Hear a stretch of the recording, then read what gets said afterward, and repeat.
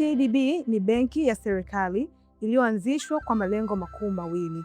Lengo la kwanza ni kuchangia utoshelevu wa chakula nchini.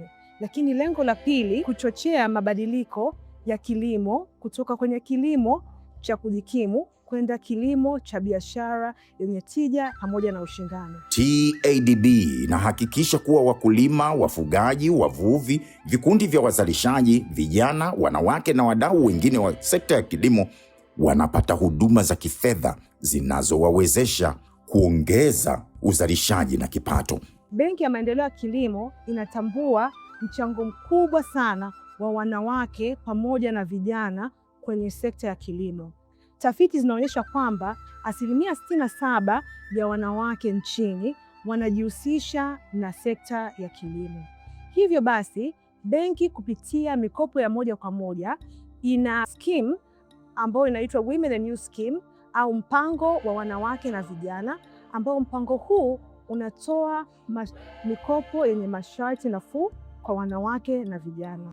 TADB inatoa fursa za kifedha na programu maalumu zinazowawezesha vijana na wanawake kushiriki katika shughuli za kilimo na ujasiriamali. Lakini ukiachana na hilo, benki inatoa dhamana kupitia benki zingine au benki shirikishi, na dhamana hii kwa wanawake na vijana tunatoa mpaka 70%.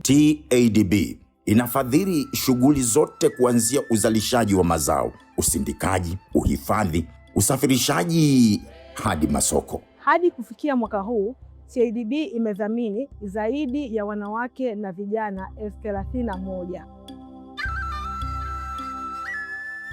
TADB inatoa mafunzo kwa walengwa kuhusu usimamizi wa fedha, matumizi sahihi ya mikopo na uendeshaji wa biashara za kilimo.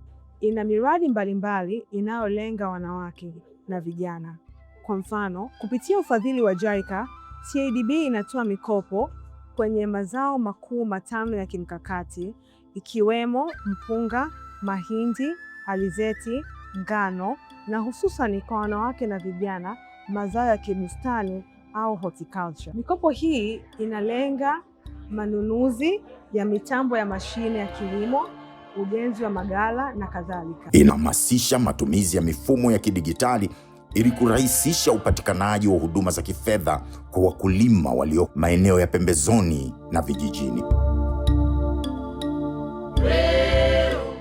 Hivyo basi nichukue fursa hii kuwakaribisha wanawake, vijana na wananchi wote kwa ujumla wanajihusisha na sekta ya kilimo kutembelea tovuti yetu au matawi yetu ili kupata taarifa zaidi kuhusu fursa zilizopo kwenye sekta ya kilimo.